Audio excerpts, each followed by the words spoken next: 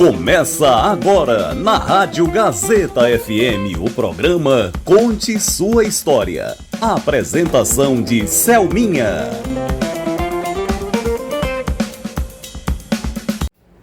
Boa tarde a todos que estão ligados na Rádio Gazeta FM 104,9. Eu sou Selminha e hoje o programa Conte Sua História tem o prazer de receber a minha amiga Annalise, pedagoga, para um bate-papo. E você que queira mandar uma mensagem, uma pergunta, o WhatsApp da Rádio Gazeta é 759-9251-7039. 759-9251-7039. Mande sua pergunta.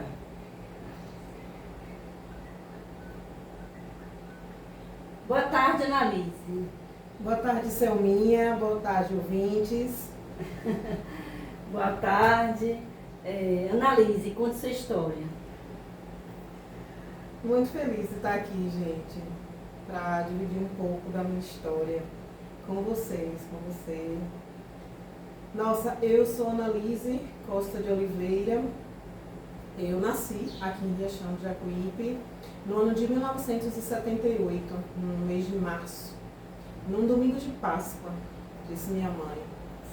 E já desde do nascimento, né, do meu nascimento, eu percebo a presença de Deus na minha vida e de tantas coisas que vem acontecendo ao longo do tempo, ao longo desses 47 anos de vida, e de como a presença da família, a presença da nossa própria missão, né, que a gente veio aqui na Terra para fazer algo, vem sendo forte na minha vida. E como a gente não anda só, a gente anda sempre em comunidade, a gente recebe uma família, né? Pai, mãe, avós. A gente carrega um pouquinho deles, né? Com a gente. Aí primeira coisa que eu me lembro foi como a minha família me recebeu, pelo que a minha mãe conta nesse domingo de Páscoa. Eu nasci nas mãos de mãe Julieta, né? O parto foi em casa. Que privilégio, né? Minha mãe de umbigo, né? Mãe Julieta, como mãe de tantas pessoas nessa cidade. E foi no domingo de Páscoa, e eu lembro que a minha mãe contando a alegria da minha avó, a alegria dos meus avós de me receberem, né? Nasceu uma menina.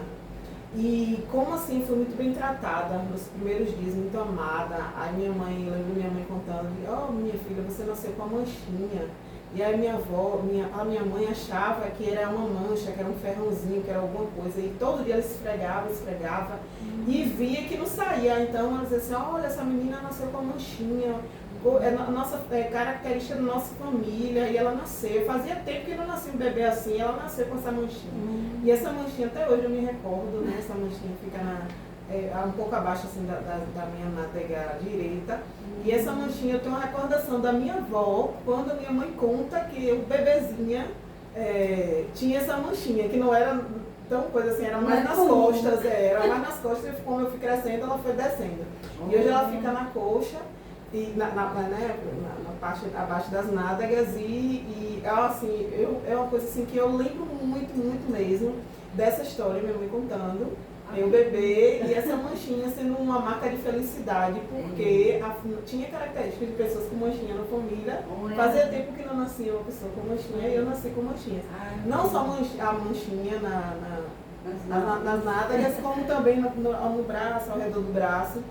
E dizem, né, que as pessoas que nascem com alguma mancha, um corpo assim, é como se fosse uma lembrança, né? As pessoas dizem que é como se fosse uma lembrança de uma vida que já teve. É como se fosse uma marca de um passado, né? De uma vida que já teve. Hoje eu já tenho um certo entendimento, e eu acredito nessa possibilidade aí de que por aí eu já né, aconteceu algo comigo. Mas assim, essa história, né, do meu nascimento ficou muito marcada nas histórias que a minha mãe contou. E aí eu fui crescendo, minha mãe, lembrando, né, que eu sou filha única. Sim. E Minha você mãe teve nasceu outros no filhos. hospital? Não, nasci com a parteira? Não, nasci em casa, Em nasci casa na casa mesmo. dos meus avós. Olha que Isso. legal. Na casa onde hoje eu moro, por sinal. Sim. E uma coisa, um dado curioso, Selminha, é assim, estou falando da minha infância, mas ao mesmo tempo a gente lembra da vida adulta. Por coincidência, né, coisa assim do que a vida, não é providência mesmo. A minha filha, eu senti as dores do parto no mesmo quarto onde minha mãe teve as dores do meu parto. Que legal. Eu estava já para ter o neném, como eu morava aqui na Asa Branca, aí nos dias de parir, minha mãe me falou, vou levar você para minha casa, para você ficar lá, para você não ficar para lá e para cá, e eu não poder lhe assistir, você vai para lá. Aí nos últimos dias, eu deitada na cama, minha mãe olhou assim para mim, mãe, tô sentindo as dores. E ela olhou assim e viu como ela tem jeito, ela não foi parteira, né? Ela Sim. olhou assim, viu, ela ficou assim lembrando. Aí eu, por que tu tá assim com esse rosto? Aí ela, porque eu estive aqui nessa mesma posição para ter você. Ué, intuição E agora de você vai ter seu filho, sua filha. Aí, massa. nossa, então assim, aquela casa, a minha família, meus avós, né? Por ter sido filha única da minha mãe. E a primeira neta, né? Meus avós tinha outros 2 netos. Mas eu fui a primeira neta, então eu acredito que fui muito desejada, fui muito amada pelos meus avós. Eu fui criada por eles, minha infância, convivi com muitos lá na Rua João Campos, né? Minha infância foi toda lá na Rua João Campos, era uma rua muito movimentada, tinha muitas crianças, a gente brincava na rua. Ai, que massa! E aí, você morou a vida toda aqui em Riachão, né? Sim, sim. Mesmo, né, com esse, nascido aqui em Riachão, manteve até a vida toda? No antigo vínculo, sim, com o Riachão. Os únicos momentos, né, poucos momentos, é quando a gente sai para estudar, né, vai fazer faculdade. Isso aconteceu lá pelos idos de 1996, quando eu fui cursar pedagogia lá na UFES, em Feira de Santana. Mas mesmo eu estava sempre por aqui, nunca assim saí de vez para assim, nunca tive outra residência fora daqui de Riachão. Sempre indo e voltando, sempre dando a contribuição, né, como uma jacuipense, de compromisso, de valor, de acreditar na cidade, no potencial que se tem. Eu sempre quis voltar, sempre quis estar aqui, dando a minha contribuição, fazendo acontecer, né, o desenvolvimento. Isso. E você gostava de brincar de quê? Mesmo sendo a filha única? Nossa, mas eu tinha muitos amigos, Selminha. Era, como a Rua João Campos era muito movimentada, né, tinha as minhas amiguinhas, né, tinha a Jane, tinha a Sabrina, tinha a Kelly, tinha a Cibele, que é hoje a doutora Cibele. Todos eram Amanda, Sabrina, todos eram minhas amiguinhas e a gente brincava muito, a gente brincava de pega-pega, a gente brincava de esconde-esconde, a gente brincava de barra-bandeira, a gente agitava aquela rua, subia e descia correndo. Eu aprendi a rodar bicicleta, caía, o meu joelho ficava todo esfolado. Jogávamos bola também. Na época tinha muito verde, né? Tinha muitas árvores, a gente brincava de subir nas árvores, ia pegar fruta. Na casa casa de Dona Zazá, vizinha da gente. Isso é comum, né? Eu lembro que tinha um pé de goiaba que a gente chamava de araçá. Uma delícia o araçá da casa de Dona Zazá. E a gente foi. E agora, como é que a gente vai fazer com Dona Zazá? Não vai deixar a gente depinar o pé de araçá dela. Aí, como a parede da casa dos meus avós era a parede com a casa de seu Gabriel, que eu brincava com Jane, a filha dele, que era a parede com Dona Zazá, e eu fui pulando de uma parede para outra até chegar no muro, para poder pular no muro para chegar na goiabeira. Quando a gente está lá no bem bom subindo na goiabeira, com a sacola, a gente botava assim no tintim dele, sacola, botava nas roupas mesmo. Ia colocando e juntando, quando enchia a blusa de uma, já passava para o outro. E aí Dona Zazá apareceu. Dona Zazá, eu vou falar com a mãe de vocês, eu já disse que isso é perigoso, me peçam que eu dou a vocês vão comer esse araçá quente. Peraí que eu vou dar o de vocês. E a gente tudo com medo apavorado, voltamos para subir nos muros. Aí numa dessas o muro caiu, o muro foi caindo e a gente, vixe Maria, tentando subir, quando a gente olhou não tinha mais muro. E o medo de tomar uma surra dos pais, porque tinha feito coisa errada, que não foi pegar a goiaba sem autorização e ainda o muro quebrou. Nesse dia foi um medo, foi um pânico, uma resenha. A gente também, né, tomamos uma bronca danada. A gente comeu as goiabas primeiro. E Deus pais? Não sobrou nenhum. A gente comeu, porque tanto sacrifício, né? A gente comeu as goiabas, pra depois tomar a bronca. Até pra esconder, né? Isso. Mas aí foi assim, um acidente que aconteceu, ninguém se machucou, mas a gente se acabou de rir e ver assim, como assim o muro era tanto menino subindo, um subindo em cima do outro, para poder se livrar da cena. Que aí aconteceu, uma parte do muro cedeu, um cantinho assim do muro cedeu, com a gente tudo querendo subir, não subindo. Podia acontecer uma coisa pior, mas nesse dia foi muito engraçado. A dona Zazá reclamou com meus pais, com meus avós, reclamou com os pais lá dos outros meninos, aí depois a gente quietou. Aí agora era as amêndoas de dona Zazá, que ficava na frente. Aí ela jogava pedra para as amêndoas descer, porque o pé de amêndoa era muito alto. A gente aprontava muito, viu, muito naquela porta. Hoje em dia é uma rua assim tão pacata, uma rua mais gente tem pessoas idosas, tem comércio. Mas eu me lembro de cada cena assim das noites, a gente brincando, sabe, Selma? A gente, olha, não tinha dia que não tinha nada para fazer, a gente deitava na grama, tinha um espaço ainda que tinha grama, ficava todo mundo olhando pro céu, assim, ó, e cada um dizia que estava vendo uma coisa. Eu tô vendo uma estrela, eu tô vendo formando um camelo, eu tô vendo formando uma borboleta. Não tinha nada para fazer, mas a gente inventava. Aí vinha casa de terror, aí vinha um monte de histórias que a gente ficava contando, e depois os pais da gente iam chamando a gente para voltar para casa, mas não faltava o que fazer. Era muito escapulia um dia para traquinar. Ah, sim. Aí a gente fazia enterro dos bichos, os bichos morriam, a gente botava no caixãozinho, a gente fazia a coisa, enterrava os bichinhos e fazia tudo certinho. A gente inventava missa, a gente fazia missa. E vocês aprontou, assim, alguma coisa engraçada que vocês fizeram? Ou foi mesmo só a goiaba?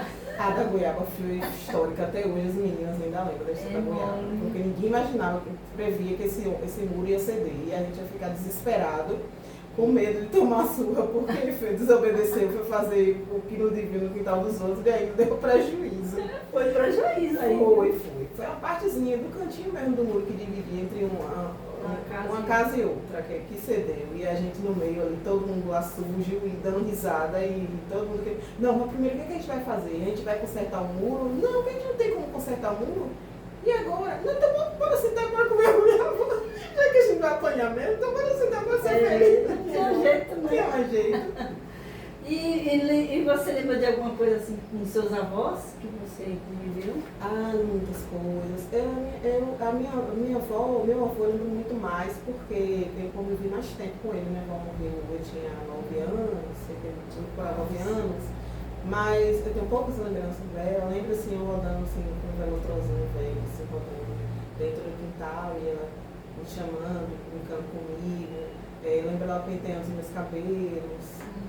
Lembro muito do meu avô me levando com uma pastinha, ele segurava uma pastinha, toda semana ele ia para os ensaios da Filarmônica e ele me levava. Para onde ele ia, ele me levava. E ele sempre tinha esse compromisso, ele me levava. E eu gostava de ficar ouvindo. Rodava aquela lira 8 todinha, gostava de ficar ouvindo os mestres, né? Seu benzinho tocando. Aí desde cedo eu comecei a gostar de música, eu comecei a gostar daquele ambiente. Aí meu avô também me levava para as missas, me levava. E você toca algum instrumento?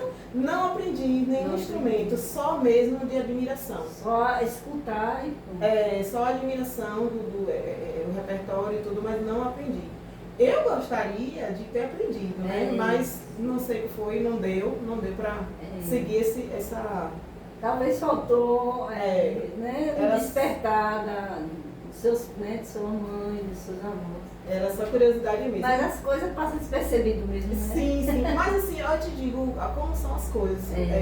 Você acredita que hoje é a minha filha que está aprendendo o clarinete? Sério? Ninguém aprendeu assim da família, ninguém isso. Mas ela despertou isso e eu levei ela para a escola de música, ela está fazendo. Recomendo até vocês que têm filhos, que têm crianças, na própria escola de música, o professor Marlon, os professores que estão lá na Lira 8 se dedicando tão bem. E a minha filha está lá e eu me senti super realizada. E imaginei, eu falei assim, olha, se eu tivesse com meu avô aqui vivo ainda, ele ia ficar super feliz. de ver que tem alguém da família dele interessada Que por aprender. puxou o avô, tá bem puxando. Isso, né? isso. Aí ela tá super feliz, tá aprendendo, tem o quê? 2 meses e pouco, mas já tá tocando clarinete com algumas notas. Clarinete. O que é isso? Eu não sei. Ele parece uma flauta, só que ele é maiorzinho um pouco. Ah, legal. É. Legal. Aí ela já se afinizou logo com o clarinete, era para ser a flauta, já foi logo com o clarinete, que já tinha mais desenvolveu rápido a habilidade. Legal, rapaz. Então, assim, acho que. E ela tá entrando na adolescência ainda, né? Isso, só tem 11 anos. 11 E foi anos. assim, despertar ela, minha mãe, me leva que eu quero fazer alguma coisa de música. Aí, tá bom, vou lá pra você conhecer. Aí ela já foi e apaixonou logo pelo clarinete. Aí isso me lembrou muito minha infância, me lembrou muito meu avô. Fiz uma conexão com o passado. E me lembrei, assim, de como eu estava com ele, né? E como era bom estar com ele, como era bom frequentar. Ele me levava para os sambas, né? Quando tinha sambas de roda, samba nas casas de leilões, assim, eu ia com ele. Eu ia, nossa... E gostava de samba de roda, né? Gostava muito, muito. Os carurus. Naquela época era a festa de tradição, era pra samba de roda. Isso, porque tinha leilão. Era um ritual, né? Ele tocava, ele cantava. Verdade. Ele já foi barbeiro, né? Fez parte que hoje chamam de lavagem de São Roque, ele já também fez parte da música. Então, assim, é uma família pobre, mas que sempre esteve envolvida com algum espaço, alguma coisa cultural, né? Algum aspecto cultural. E aí a minha avó, como eu te falei, eu tenho poucas lembranças, lembro mais dos cuidados do que de ter saído com ela. Entendi. Lembro dos cuidados em casa, mas quem saía mais comigo era meu avô. Os tempos de escola, me levava para a escola. Ele me levava todos os dias para a escola, ia buscar. E aí a gente ficava ouvindo no alto-falante as músicas que Plínio passava. Sim. No alto-falante. Aí, de alto-falante a alto-falante, até da esquina lá da minha casa, da Rojão Campos, até chegar na escolinha Santa Mônica, que era a antiga ali. Lá do outro lado da rua, da praça principal. A gente ficava ouvindo e ele ia contando coisas da vida dele e eu prestava atenção. Aquela caminhada era tão bom. A ida e a vinda. E eu lembro até que as coleguinhas na época, tinha uma mesma coleguinha que veio me falar depois de adulta, não sei se ela está ouvindo, né? Mas assim, ela veio me falar depois de adulta, olha, Annalise, eu tinha uma inveja de você, porque eu não tinha avô e você tinha. Seu avô todo dia me buscar na escola, todo dia me levar na escola. E aquilo para mim era muito bom, era o máximo, sabe? De ver, assim, eu me sentia segura.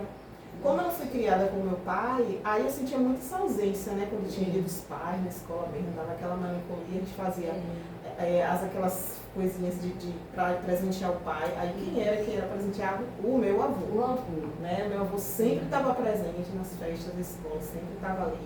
Nunca, não ficava um dia sem me buscar na escola. A minha infância, a minha primeira infância, meus primeiros assim, momentos de escolinha, parece que o meu avô era bem marcante, o cuidado dele, de estar pontual ali para me deixar toda arrumadinha, com a lancheirinha, arrumar toda certinha e me buscar na hora certa. E ficar assim atenta, a Lísia já fez o dever, Lísia já cuidou das tarefas da escola. Ele era muito atento. Você ajudou bastante tua mãe, não foi? Muito, muito. Então assim, a presença do meu avô foi, até eu crescida já, foi muito importante. Até o nascimento do meu primeiro filho, que ele ainda viu, o nascimento de Pedro Lucas, e ficou super feliz com a chegada desse neto. Foi o primeiro neto, né? Bisneto, né? Primeiro bisneto. Isso, a chegada do primeiro bisneto. E assim, foi muito marcante ter essa possibilidade de ver por pouco tempo, de ter convivido com ele, junto com meu filho, para assim, mostrar, né, o segmento da vida, né, o segmento da família. Ô Lizy, você estudou a sua infância em qual colégio? Eu estudei, né, essa minha primeira escola, esse relato que eu fiz aqui, minha primeira escolinha foi a escolinha Santa Mônica. Santa Mônica. Com a Pro Jandira, Pro Antônia, Pro Raimunda. E qual foi Pro Maria Sindicato, viu, minha Pro? Você mesmo eu tô falando. E qual foi a professora que tu mais gostava? Nossa, eu gostava de todas, professora, todas.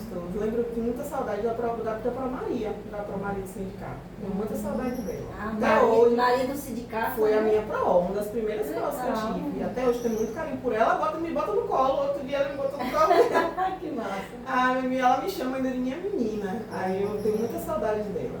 Eu tenho os colegas, as pirraças dos colegas, que eu tinha medo de barata. Aí eu inventava que tinha barata no meu cabelo e eu ficava bagunçando o cabelo mesmo. todo e chegava em casa com o cabelo todo trançadinho. Eu destrançava todo, tentando tirar a barata do cabelo.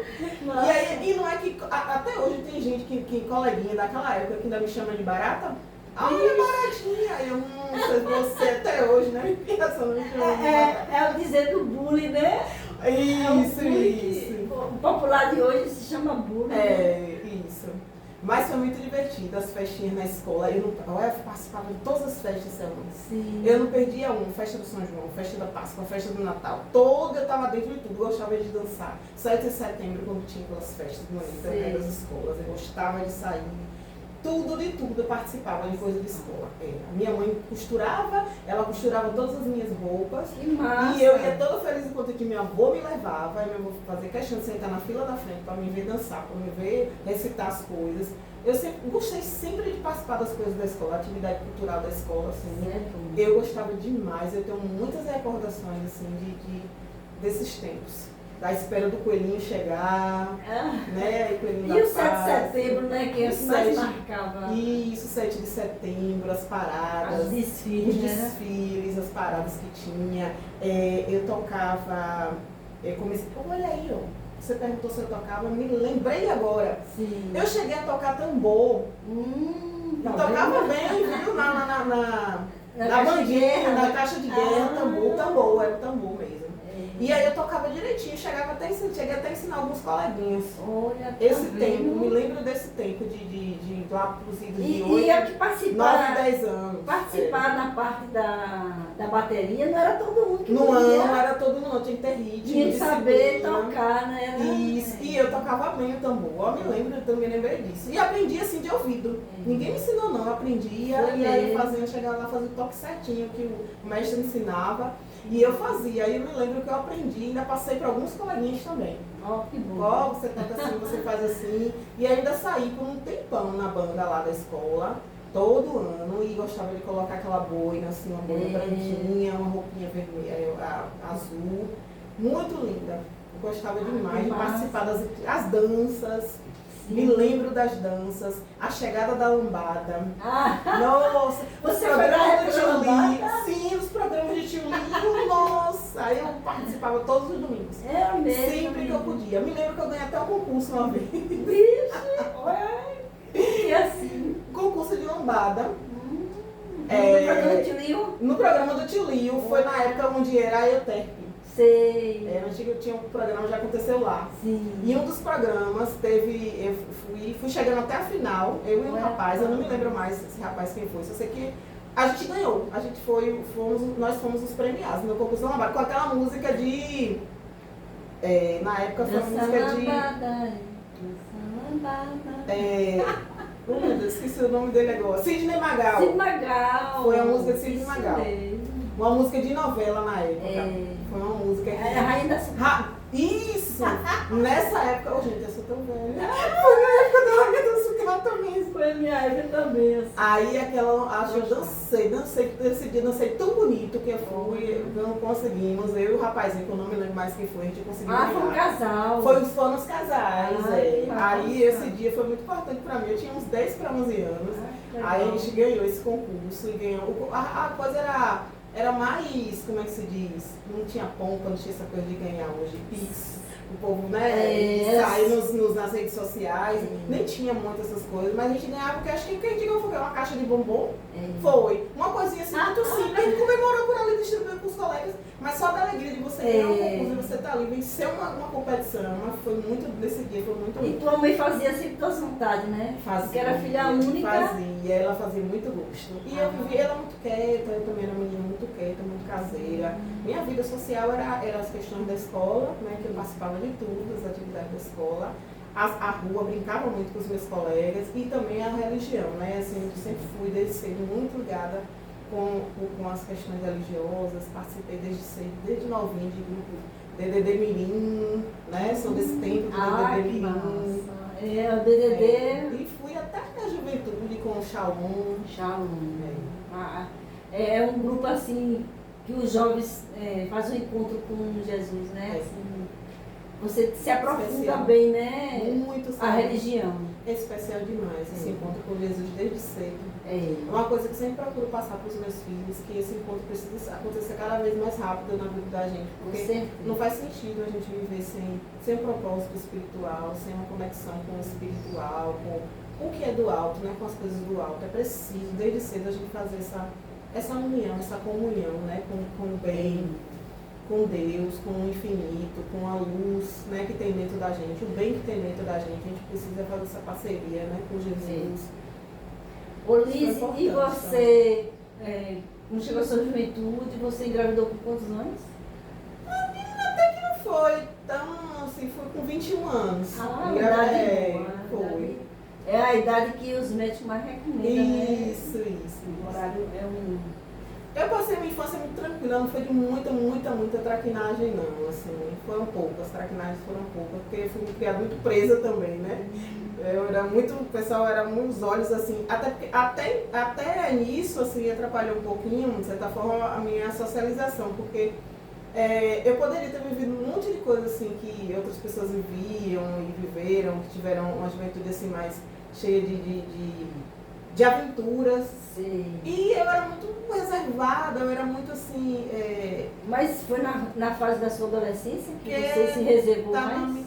mais ainda, sabe, Selma, mais ainda, porque eu acho que por eu ser mulher, né, por eu ser uma menina e uma menina preta, a gente, querendo ou não, né, a gente, na sociedade entre 80 e 90, no final dos anos 80 e início de 90, dos anos 90, tinha muito aquela coisa de resguardar as meninas, né, de não ter medo de que algumas histórias se repitam, de que algumas coisas aconteçam. Eu acho que, no fundo, meu avô, minha família, minha mãe sempre muito me protegeu para que não acontecesse mais cedo coisas comigo, né? Sim. Aí eu não namorei cedo. Meu primeiro namorado foi Pedro, porque eu conheci Pedro no grupo jovem. Olha que massa. Não tinha onde conhecer, porque eu não ia em festa. Não aprendi a beber. O destino estava traçado. O meu tempo assim, de coisa eu vivi ali, coisa não foi na infância, porque minha adolescência foi mais reclusa. Sim. O meu momento de viver com os outros era o grupo jovem. Meu canal era o grupo jovem de socialização. Que massa. Porque na escola, a escola ficava lá. Você vivia o que tinha de viver na escola, né? E tinha uma rotina, mas aí no final de semana era o quê? Não tinha onde sair, era o grupo jovem. Aí eu conheci meu primeiro amor no grupo jovem e fiquei, né? E com 21 anos engravidei, tá noiva já prestes a casar, e aí deu tudo certo. Aí nasceu... Nasceu nosso primeiro filho, Pedro Lucas, hoje com 25 anos, né? E assim, filho justamente filho desse amor que nasceu nesse compromisso com a juventude, né? E eu lembro que o grupo jovem, assim, ele trabalhava muitas causas, e trabalha ainda, né? As causas sociais, a importância que a gente tem que dar, porque o jovem, a jovem, hoje em dia fica observando, assim, a gente fica muito em si mesmo, olha muito a gente, fica muito no egoísmo, e corre o risco da gente não ver as coisas que estão acontecendo no mundo e ser um pouco solidário e ter compaixão pelas pessoas, sabe? Verdade. O grupo jovem não só me ajudou a ter uma conexão melhor com Deus, a conhecer a fé, né? A ter crenças no meu potencial, como também ajudar as pessoas, aprender a ajudar as pessoas, a se colocar no lugar do outro. Né? Isso dá uma visão melhor, né? Faz o jovem enxergar as coisas mais...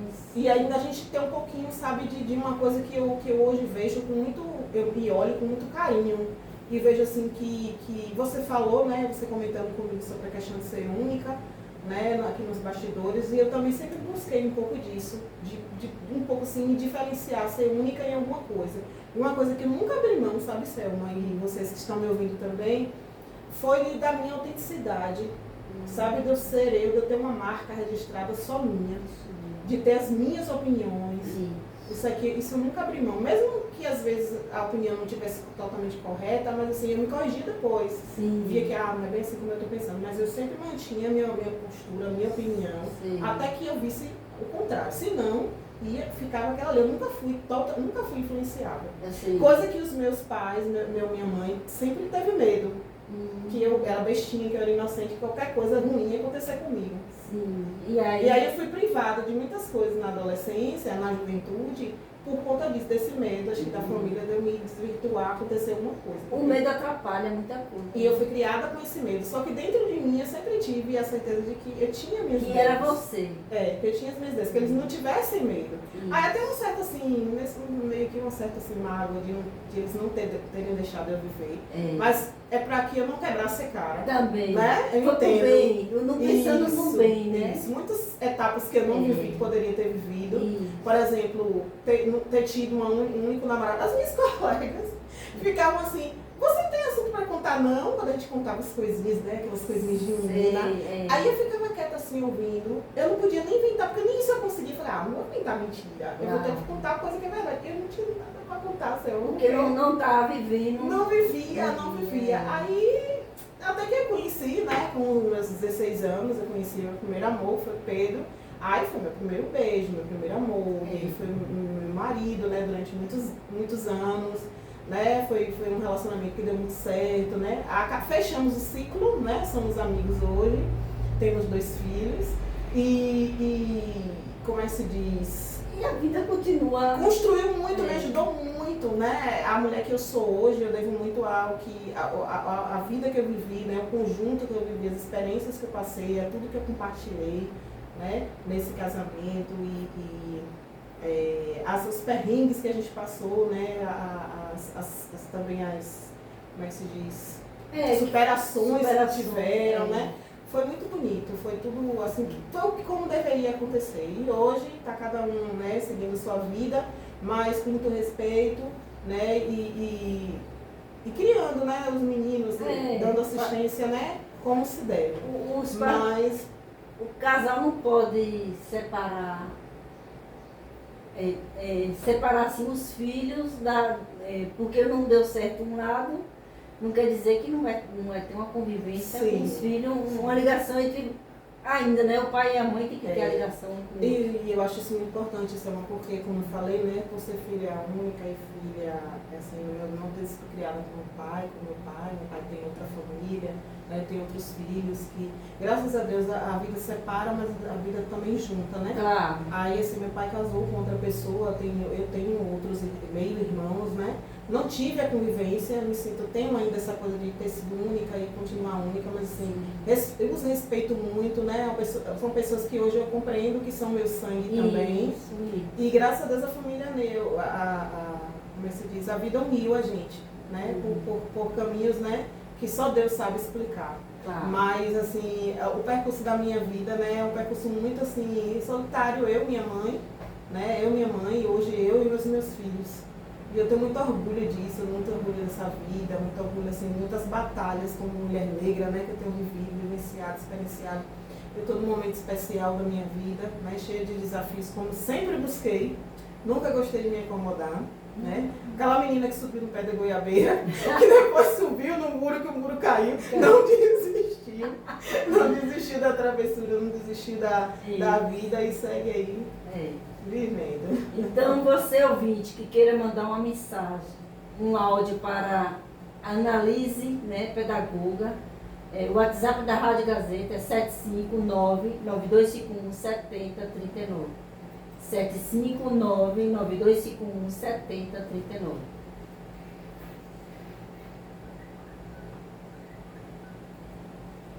Ô Lise, e você? Você gosta de viajar, Lise? Hoje? Gosto sim. Gosto, tenho assim, experiências bacanas assim, de viagens que eu já tive. A maioria das viagens foram mais relacionadas assim, a conhecimento, sabe? A buscar congressos, participar de atividades voltadas para essa questão mesmo acadêmica, né? Tive viagens também bacanas, viagens diferentes, assim, com família, né? Mas, assim, faço mais viagens acadêmicas, viagens que me ajudam a crescer. Sim. E você hoje, você é uma pedagoga, né? Sim. E há quanto tempo você já é formada? Selma, eu me formei no ano de 2000. Comecei em 96, foram 4 anos de curso, né? Me formei no ano de 2000. Então, já são 25 anos, né? De dedicação, de profissão. como pedagoga. Também trabalhei muito como professora, né? Já atuei em quase todos os segmentos, né? Aqui em Riachão de Jacuípe, né? Comecei na escolinha particular. E justamente na escolinha que eu estudei quando era pequena, na Santa Mônica. Comecei a trabalhar, minha primeira experiência foi lá na Escola Santa Mônica com a turminha de ensino fundamental 2. Aí depois trabalhei no Colégio Maria da Guimar, na época era PST, né, que hoje chamam REDA, né, que chamam REDA hoje, contrato. Trabalhei no Colégio João Campos, onde hoje eu sou coordenadora. Trabalhei também em cursinhos, teve um cursinho também muito importante que eu achei que foi muito legal a minha participação, que foi o Educare, que era um cursinho pré-vestibular para pessoas carentes. Foi muito marcante esse período que eu participei. Hoje eu vejo muitas pessoas que hoje já são profissionais, que já são professores, meus colegas, que participaram desse cursinho e que não tinham condição. E que se agarraram àquela chance, àquela oportunidade, como eu agarrei essa oportunidade um dia, né? Porque você sabe, assim, mesmo eu sendo filha única, nem tudo meus pais, minha mãe pôde me dar. E eu me lembro, Selma, isso foi muito marcante. A educação sempre me ajudou, a educação sempre me salvou. Porque a única coisa que eu poderia fazer quando eu ia para o ensino médio era fazer magistério, ou administração, ou contabilidade, que eram as únicas oportunidades que tinham aqui na época, né, em 95, 94, 95. E aí, eu gostava tanto de estudar, eu recebi uma bolsa de estudos para estudar no colégio que hoje é o propedêutico, no Colégio José de Anchieta. Isso foi muito marcante para mim, eu receber esse estudo. Até hoje eu não consegui ver quem foi esse ou essa benfeitora que me deu essa oportunidade bolsa de estudar por 3 anos. Que bênção! E no primeiro vestibular que eu fiz, eu passei. Oh, que ótimo! Né? Então isso marcou muito a minha vida, eu tenho muito a agradecer a você. Se você estiver ouvindo, eu tenho muito a agradecer a você por fazer parte dessa história minha, por ter me dado essa alavancada assim, ó. E você não sabe que... E eu não sei, até hoje, quem foi esse benfeitor. E tua mãe não revelou? Não. Ou tua mãe não? Eu não sei se ela chegou a saber, mas eu queria partilhar essa história, que foi muito importante na minha vida, foi um divisor de águas na minha vida. Legal. Essa bolsa de estudos que ninguém tinha condição de me manter. Eu tinha até capacidade, mas ninguém tinha condição. Aí eu recebi secretamente essa bolsa. Eu lembro que eu estava em Salvador passeando na casa da minha madrinha, e aí tive que voltar às pressas, porque as aulas já iam começar, eu fiquei sem entender. Falei assim, mas vai começar como? Eu entendi que eu ia comandar Mascarenhas. E aí era para lá, para o Colégio José de Anchieta. Aí eu fiquei assim, coleguinhas diferentes, pessoas assim de uma classe social assim, mais, né, com mais condição que eu.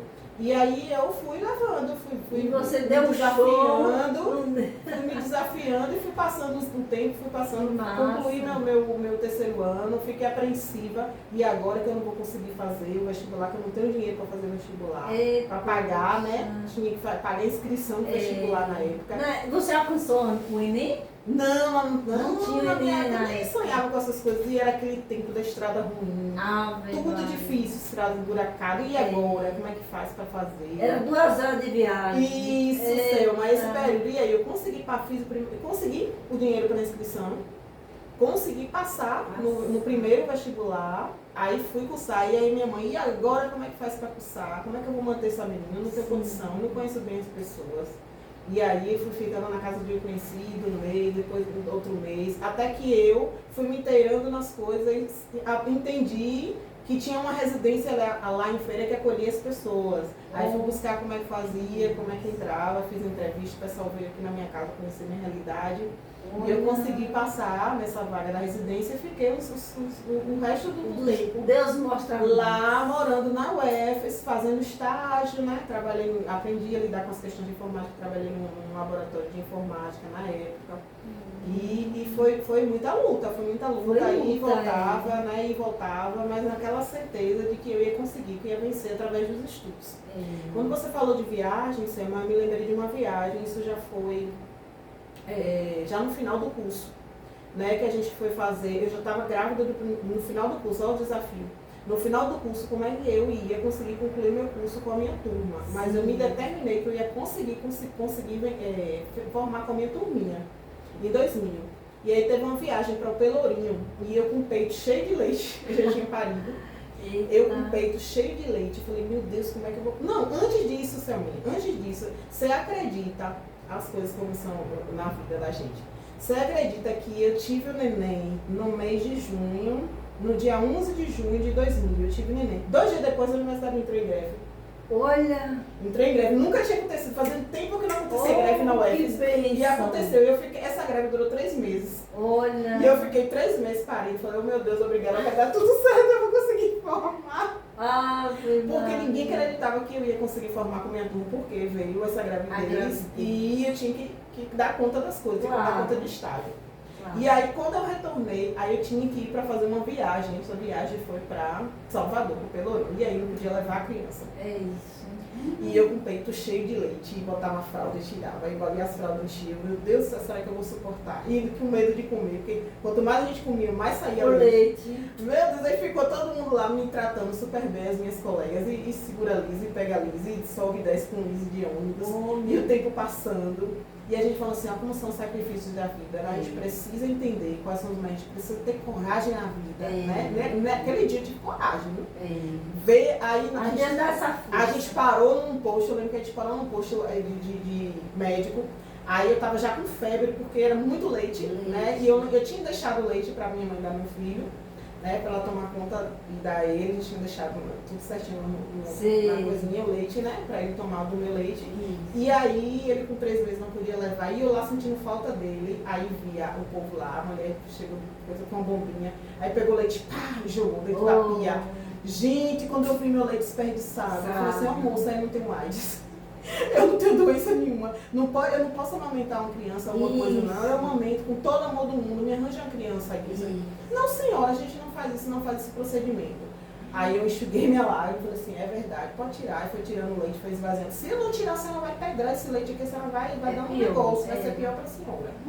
E aí eu fui aguentando, fui tentando, fui fazer, era viagem de campo lá para conhecer algumas coisas no Pelourinho, eu fui lá fazendo, estudando, assim, toda alinhadinha e escrevendo. E esse dia foi muito marcante para mim. E quantos dias durou esse processo aí, essa ida que você foi? Foi um dia só, foi um passeio de um dia, mas eu nunca tinha me separado do meu filho, porque ele estava com 3 meses. E a gente, a primeira viagem... E eu precisava, para poder formar, eu precisava passar por essa viagem de campo, para poder... a professora não entendeu. Né, ela poderia ter entendido que eu não tinha condição, poderia ter passado num trabalho, outra atividade. Claro. Mas ela exigiu minha presença. Aí falou, não, venha sem criança. Eu falei, meu Deus do céu. Eu falei, eu levo a minha mãe e tudo, não, venha sem criança. E aí eu tive que passar por essa prova, né, de ter que estar ali, né, sensível como mãe, né, mãe jovem, com 21 anos, 22, já tinha completado 22 anos. Mas eu precisava passar por aquilo, porque era uma forma de eu avançar, senão eu teria que retroceder, esperar mais um semestre para concluir. Então essa viagem me inspirou muito, como se dissesse assim, ó, você ainda vai passar por muitas provas, você vai ainda passar por muitas fases que vai exigir de você coragem. E foi isso que eu tive, coragem. Eu falei, eu vou levar adiante, eu vou vencer. Coragem e determinação. Coragem e determinação. Outra coisa, Selma, de viagem que você falou, que me recorda bem, assim, que me precisou de mim, coragem e determinação, foi depois já, eu já estava formada, e aí começou assim minha curiosidade para, meu filho estava com 5 anos já, para fazer uma pós-graduação, para continuar fazendo, né, continuar estudando. Eu queria fazer um mestrado, queria fazer um doutorado, né, tinha sonho de fazer isso. E aí, uma certa vez, eu consegui entrar numa pós-graduação, que já tinha feito uma, logo em seguida, quando eu nunca parei de estudar, nunca parei, sempre estudar, sempre me fascinou estudar. Conhecimento sempre me fascinou. E meu avô já dizia, essa menina é sistemática. E eu queria saber, eu queria aprender a ler para saber por que ele falava que era sistemática. Hoje eu entendo. É aquela pessoa, sabe, Selma, sistemática, gente, é aquela pessoa que fica em si mesmada, que pensa muito. Aquela pessoa que elabora... Que quer as coisas tudo certinho. Que elabora pensamentos, que pensa, que sabe, cria pensamentos, que vai com pensamento crítico, vai ali. Desde pequena eu sempre fui curiosa, sempre fui assim, ó, de ficar pensando, divagando. Então esse era o meu... Ela que ele descobriu, ele disse, essa daí é sistemática. E ele sempre valorizou a educação na minha vida, sempre economizou um pouquinho de dinheiro que ele tinha, meu avô Eloy, para poder fazer com que a minha educação fosse primor. Meu tio também, meu tio João, que jogava bola, conhecido João Tigre, foi uma peça muito importante na minha vida, foi quem patrocinou, né, em todos os meus estudos desde pequena, né, foi ele que patrocinou, porque a mãe não tinha muita condição e o pai não teve muito assim, E participação na minha vida. Eles né? viram que você era uma menina investida. Né? Investia muito em mim. Dava valor ao que você, né, estudava, então realmente ele valia a pena investir. Então, uma viagem que me marcou foi quando eu passei, quando eu fui fazer a pós-graduação, e aí tinha que apresentar um trabalho. E a minha professora indicou meu trabalho para um congresso que ia acontecer em Brasília. Eu lá sabia para que lado era Brasília. Você foi em Mas Brasília. eu me inscrevi meu trabalho, de boa, achava que era em Salvador, que estava mais perto, daqui a 3 horas e pouca, né? Aí eu passei, meu trabalho foi selecionado. Eu falei, e agora? Como é que eu faço? Aí fui até o prefeito na época, ele falou, seu prefeito, se eu puder me ajudar aqui, como é que eu faço para chegar em Brasília? Não sei o que. Olha, minha filha, vai ser difícil. No Brasília não é assim. No Brasília é tudo muito caro. Vai ser difícil. Eu não sei se você vai conseguir e tal. Eu falei, jogou um balde de água fria. Aí tá bom, seu prefeito. Mas ele foi sincero, né? Porque realmente era muito caro. Tá bom, seu prefeito. Eu mexi aqui, mexi ali, as minhas professoras tentando ver. Aí o pessoal entrou em contato comigo. Não, Analise, a passagem vai ser. A gente a senhora providencia, mas a gente vai ressarcir a senhora de tudo, de hotel, de tudo. Não se preocupe. Aí o que foi que eu fiz? Eu nem me lembro. Fui no banco. Olha que loucura. Fui no banco. Ou se vocês me emprestam a quantia e tal, que eu precisava fazer uma viagem. Aí fiz, assinei lá um negócio. E fui prestar viagem. Passei 2 dias em Brasília para apresentar esse trabalho. Eu me lembro que era um trabalho falando sobre. Eu fui parar num lugar chamado PNUD, que é Plano das Nações Unidas. Olha, um negócio chique, importante. Que era para falar sobre os trabalhos, as experiências em valores humanos. Eu tinha feito um trabalho aqui na Escola Nossa Senhora da Conceição, isso foi no ano de 2005, foi 5 anos depois que eu concluí, que dizia como é que as escolas trabalhavam os valores com os estudantes e como é que eles viam isso. E a pesquisa casava certinho com o tema. Aí quando eu chego lá, o que me marcou foram as pessoas grandes que estavam lá, os grandes autores, que eu analiso. Aí, tomei café chique lá com o povo e tudo, e chegou a hora e foram várias pessoas apresentando, foram 2 dias, né, de debates de apresentação. E aí, eu me lembro que uma hora do café, só para você ver, uma hora do café se parou para tomar um café, aí um senhor que já estava hospedado no mesmo hotel que eu, se aproximou de mim e falou assim, e você que eu me lembro que eu estava com colar, meus cabelos na época eram alisados. E aí, como falou assim, a moça da Bahia, aí ele falou assim, qual é o repertório que você vai apresentar? Aí o repertório é meu trabalho. Aí ele, não, é que você vai fazer alguma dança, capoeira, samba? Eu, não vim sambar não, eu acho samba até interessante, eu sou da Bahia, eu acho até interessante, mas eu não vim apresentar o meu trabalho científico. Aí ele, vamos ver o que é que a baiana tem. Eu nunca me esqueci disso, sabe, Selma? O que é que a baiana tem, sabe, gente? Com aquele olhar malicioso, como se o que viesse da Bahia, que não tinha... fosse só o samba, aquela coisa que é muito bonito nas nossas mulheres, a alegria, né, que a gente tem, nosso gesto, nossa linguagem corporal, tudo muito lindo, mas não é só isso que a gente tem a oferecer. A cultura não é só dança. Eu tomei o meu cafezinho, comi meu pãozinho de queijo e falei, tá certo, o senhor vai ver. Daqui a pouco o senhor vai ver o que a baiana tem. Aí ele foi sentar. Gente, olha o que aconteceu. Chegou a minha vez de apresentar. A criatura sentou na minha frente. E eu comecei a tremer. Eu falei assim, meu Deus, por que eu tô tão insegura desse jeito? Mas a tal da autenticidade, né? Sim. Vem com a gente assim, com tanta força. Aí o pessoal deu um tempo, aí falou assim, vamos esperar aqui um pouco. Tá. Eu aproveitei, fui ao banheiro, fui lavar o rosto. Falei assim, não posso ficar assim, eu tenho que ficar mais segura, eu preciso apresentar. Eu não saía toda de Riachão já para aqui para Brasília apresentar. Veio uma indígena aqui apresentar também, olhou assim para mim e falou, eu sei que você está com medo, né? Eu também tô. Olha a gente aqui, você negra, eu indígena, a gente não era nem para estar aqui. Olha o que fizeram com a gente, com o nosso povo ao longo do tempo. Você tem noção do que a gente está aqui? Então a gente tem que ser mais. Só você sabe do seu trabalho. Analise, só você sabe do seu trabalho. Então vá lá e jogue duro. Porque só você sabe do seu trabalho. Não encare ninguém. Olhe para um ponto, para outro, e fale, como se você estivesse falando para o seu povo. Gente, quando essa indígena falou isso comigo, nunca mais vi essa pessoa. Ele me deu um negócio assim, como a ancestralidade. Tinha que ser um indígena, tinha que ser só nós, né, ali, compartilhando. E ela também com medo, e ela falou assim, eu tô aqui, mas tô com o meu povo. Claro. E eu vou falar, e você também tá com o seu povo, viu? Vai, e eu fui. Pronto. Fui o que eu precisava, Selma. Aí eu cheguei lá, apresentei, aí comecei a falar, é porque o Ulisses, professor Ulisses, não sei o quê, ele falava isso, que era um dos autores que eu citava para justificar o meu trabalho científico, que eu estava lá pra... Era um homem, gente. Ele levantou e disse, sou eu, o que ela está falando é verdade, ela está usando com muita propriedade o meu conceito. E aí eu mostrei para ele o que é que a baiana tem. Em 2005, eu percebi que as pessoas pensam que a gente, quando vem da Bahia, o que a gente é preto, o que é mulher preta e tal, pode ser muitas coisas, mas talvez não possa ocupar lugares de conhecimento que outros, que os brancos, que é uma sociedade, as pessoas sempre ocuparam. Então essa viagem me marcou muito, Selma, porque assim, e aconteceram muitas outras coisas na minha vida e acontecem que me desafiam, como se eu não tivesse que estar naquele lugar, como se não fosse digno que eu estivesse naquele lugar.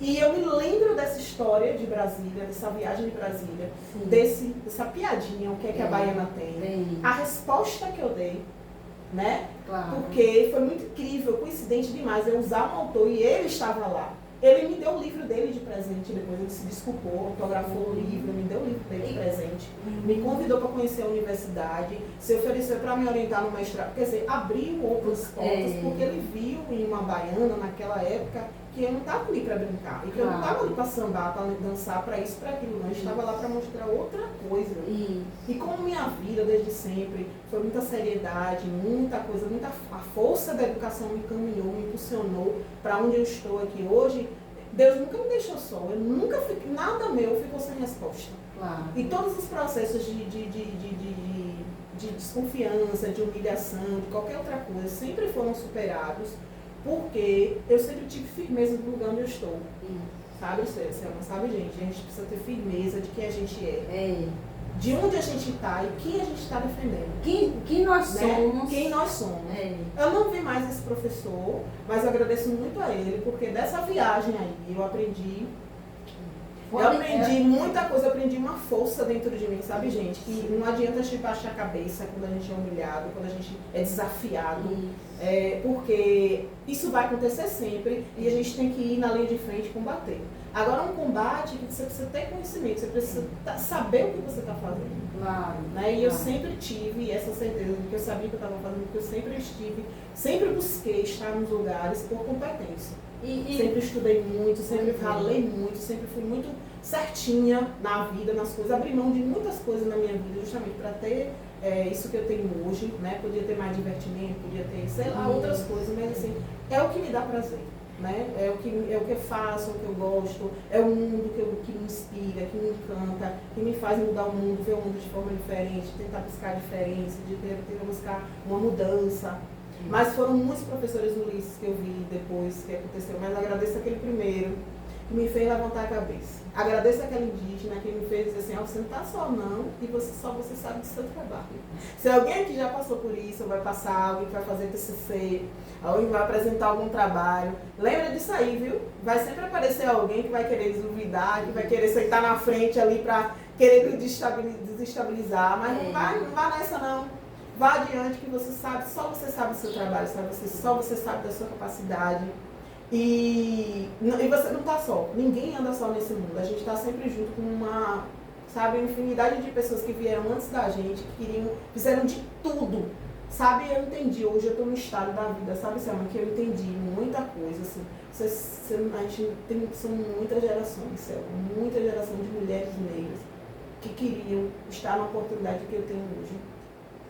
São muitas gerações de mais de 500 anos, sabe? De porão de navio, de chicotada, de tanta coisa, de estupros, né? De tanta coisa que essas mulheres passaram e superaram para que eu, na minha geração, tivesse capacidade de ser letrada, capacidade de ser uma mulher que hoje eu me considero uma mulher pesquisadora, uma mulher cientista, uma mulher negra, né? Ainda na condição de humildade, na origem humilde, morando em Riachão, né? Não tenho carro, né? Não tenho rede social do tipo Instagram, essas coisas. Sou muito discreta, muito na minha, mas produzo, né? Tenho as minhas coisas. E poderia ser um nada na vida, mas eu sou alguém. Né? Sou alguém, tenho meu compromisso, eu luto, eu tenho minhas batalhas, né? E eu sei que muitas gerações anteriores sofreram muito, muitas mulheres sofreram muito, as minhas mulheres. A minha avó, ela sofreu muito no sentido de que ela não quis que as filhas tivessem o mesmo destino que ela, porque ela foi uma empregada doméstica, não desmerecendo as empregadas domésticas que sobrevivem e que vivem hoje. Mas a gente sabe que como é difícil, né? A humilhação, as condições severas que muitas patroas e muitas pessoas imprimem, né, as mulheres. E a minha avó não quis esse destino para as filhas dela. Ela disse, olha, a gente come só feijão, a gente come só farinha. Eu vi ontem minha mãe contando isso, vi a lágrima nos olhos dela falando isso. E a mãe dela não deixou que as filhas fossem, e a minha também não deixou que eu fosse. Né? E eu não vou deixar, então não faz sentido que a minha seja. Então a gente quebrou esse ciclo, sabe? Com todo o orgulho que eu tenho das empregadas domésticas, das servidoras do lar, que vivem hoje, que têm a sua profissão. Não estou negando, né, a condição, a importância de vocês, mas que durante muito tempo isso foi um lugar que parece que só foi reservado para a gente e que não tem outra saída, né, foi. Então a gente sabe que hoje tem outras saídas. E eu sei que vocês querem o melhor para as filhas de vocês também. Né? Como a minha avó quis para minha mãe, como a minha mãe quis para mim, eu quero para os meus filhos. Então a gente pode sim quebrar nosso ciclo. Minha avó quebrou esse ciclo. Né? Que eu poderia ser uma pessoa que não teria relação nenhuma com a vida que eu tenho hoje. Né? E hoje eu tenho essa vida, estou nessa condição de ser uma mulher negra, pesquisadora, porque eu escolhi e batalhei para que isso acontecesse. E você hoje faz mestrado, né? Hoje eu já faço doutorado. Doutorado. Hoje eu já consegui estar num grau, né? Depois de muita batalha, né? Eu fiz o mestrado faz um tempo. Por incrível que pareça, hoje são 11 do 12, não é isso? Sim. Há 13 anos atrás eu estava concluindo o meu mestrado na UNEB. Há 13 anos atrás, nesse dia, eu estava fazendo a defesa do meu trabalho. E aí a minha filha nasceu, logo em seguida, um ano depois, eu tive que cuidar um pouco da minha filha, cuidar um pouco da minha família, do meu esposo na época, do meu filho, batalhar por um concurso. E aí ao longo desse tempo, conquistando todas essas coisas que eu podia precisava, principalmente um emprego fixo. Me tornei pedagoga do município e logo depois hoje eu sou pedagoga do estado. Aí só a partir de então, do ano anterior, em 2024, eu tentei a seleção para o doutorado. Pela primeira vez também eu passei na seleção do doutorado. No meio de tantas pessoas, né, de tanta gente competente, capaz, depois de tanto tempo fora da comunidade acadêmica, a comunidade acadêmica me aceitou. E me aceitou num lugar tão longe, né? Fui parar lá em Vitória da Conquista, na UESB, né? Saí da UNEB, fui para a UESB, saí da UEPS, fui para a UNEB, depois fui para a UESB. É outro desafio, né? Comecei esse ano a batalha de ir para a Vitória da Conquista semanalmente, de trabalhar, sabe, Selma? Foi um ano muito, assim, de muitos desafios para mim. E enfrentar esse desafio lá, né, foi também muito, muito importante, porque Vitória da Conquista é uma cidade grande, é uma cidade, assim, menor um pouco, você acha que é a terceira maior cidade, né, da Bahia. Isso. E lá, e o que eu estou discutindo lá? Justamente, qual é o meu objeto de pesquisa, o que é que tem sido objeto de pesquisa na minha vida? É justamente fazer com que a população negra que está na escola se sinta motivada para continuar a estudar. Porque a nossa população negra, Selma, é a população, principalmente jovem, é a população que mais morre, é a população mais desacreditada. As meninas negras, os meninos negros não sonham mais, não têm futuro, somente da escola pública. Me preocupo muito com isso, porque a minha juventude, eu sendo negra, tinha ideal. Eu vivia com ideais, a juventude hoje não. Aí eu estou pesquisando a importância da educação antirracista. A gente precisa construir uma autoestima desses estudantes negros para valorizar o que eles são, a cultura que eles têm. Né? E que os outros que não são negros, não se consideram negros, respeitem, né? Essa cultura, essas pessoas, essas trajetórias. Aí eu estou justamente investigando isso, a importância da educação antirracista na formação da juventude e de como, com a juventude, essa educação antirracista ela pode ser diferente nas escolas. E a gente eu tenho visto tanta coisa bacana, tanto trabalho bonito. Eu fiz um trabalho, estou fazendo um trabalho com os meninos, que é de valorização dos mestres griots, das pessoas da comunidade que têm os saberes e estão morrendo, e a gente não constrói isso, a gente não dialoga com isso, e a gente não produz conhecimento. né? São as parteiras, são as rezadeiras, elas estão aí, elas estão morrendo, né? São os sapateiros, são os tá sumindo, né? Tá desaparecendo. São os pescadores, né? São as quituteiras. E essa galera não conhece essa história. Então isso é educação antirracista, é você conhecer quem são seus mais velhos, é você apreciar, é você tê-los como referência na vida deles, na vida, né? Reverenciar. Ou seja, saber de onde eu vim, como eles, o saber que eles têm como é importante. Com certeza. Né? Antes de valorizar, isso é que eles vão lá para as mídias para valorizar lá, não desmerecendo, né? O Neymar, né? É porque Neymar que é bonito, é porque ele é importante, é porque ele joga bola, é porque tem. Aí fala os cantores, fala de um monte de gente assim, que está tão distante deles, né? É negro, é negra, mas está tão distante deles que talvez não repercuta tanto na vida deles como eles vendo que tem alguém mais próximo que pode impactar mais na vida deles, pode dar mais sentido à vida deles e eles poderem defender quem eles são.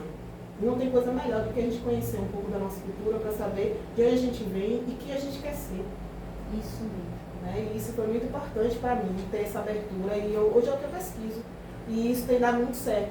E você acredita que na Bahia são poucas pesquisas sobre isso? No novo ensino médio, não tem muita gente pesquisando sobre isso no ensino médio. Pesquisa mais no ensino fundamental e deixa de lado o ensino médio. E é por isso que a juventude está... Não está dando, não está se sentindo acolhido, né? A dificuldade só assistir na frente, né? Sim, porque esse mundo, a sociedade ainda é racista, né? A gente vive numa sociedade racista, uma sociedade desigual, né? Não só os negros que sofrem, os indígenas sofrem, os quilombolas sofrem, os ciganos sofrem, as pessoas LGBTQIA+, sofrem, né? Tudo que é diferente nesse mundo, que as pessoas que são diferentes, elas sofrem na nossa sociedade, porque é uma aparência, né, de que está tudo bem, né? Uma aparência que não existe racismo, que não existe discriminação, mas existe. E aí se a escola não prepara bem para isso, se a família não prepara bem também, aí a juventude fica perdida, ou vai para o combate e morre, né? E vai lá e faz coisa, ou então tem problemas psicológicos, né? Aparece um monte de ansiedade, um monte de problemas que destruturam a vida pessoal, né? Verdade. E como eu disse, tem que ter alguém de frente, né? Para fazer a diferença, né? E que bom que você despertou isso para fazer, para tentar mudar, né? Através da educação, né? Educação, Selma, eu vejo como é na minha vida uma ferramenta de libertação. Né? Desde pequena ela me libertou de um destino que talvez não fosse o que está sendo agora.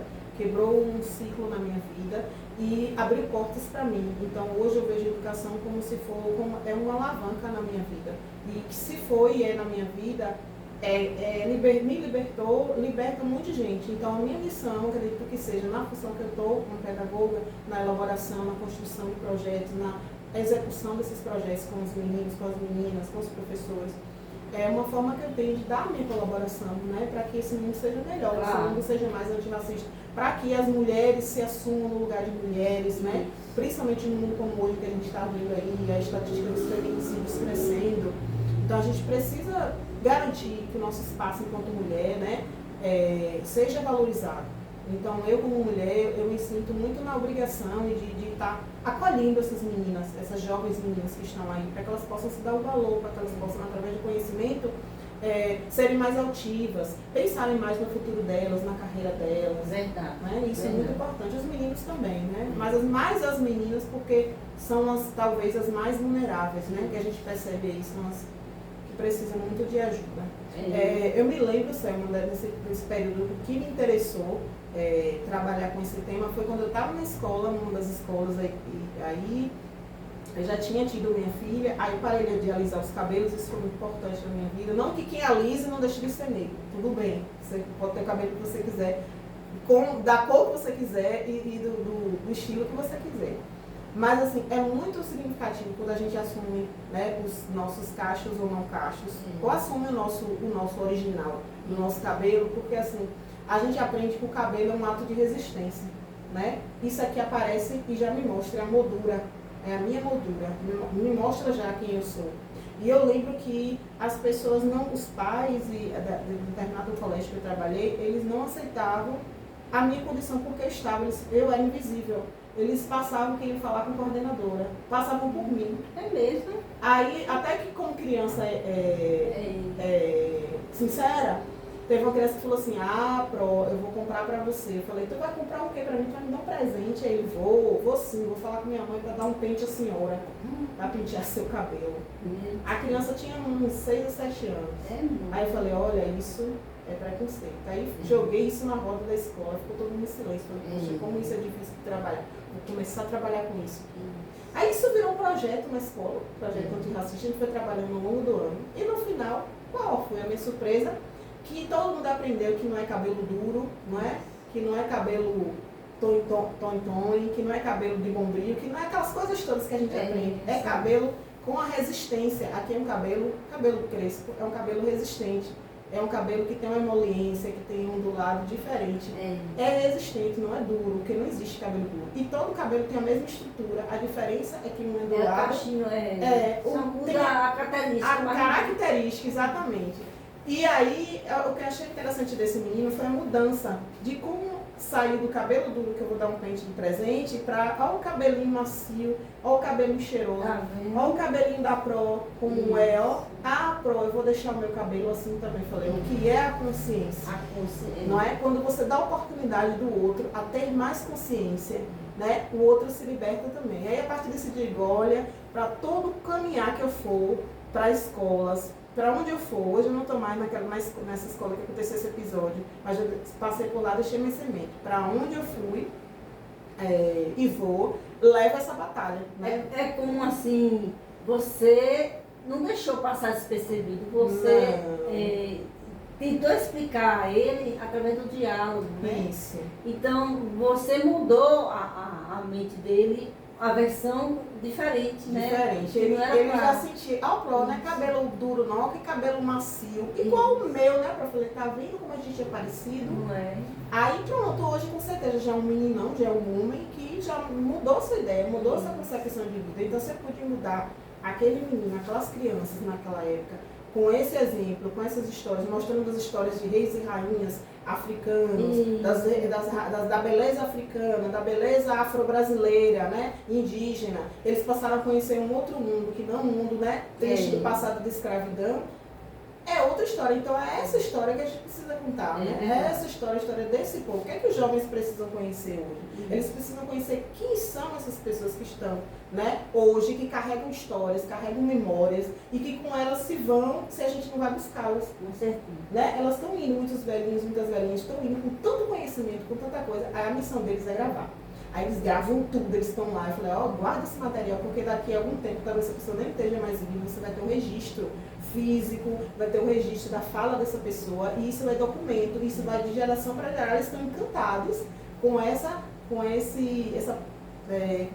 com essa capacidade de registrar esses momentos, essas memórias desses mais velhos, que estão aprendendo que isso é valorizar a cultura.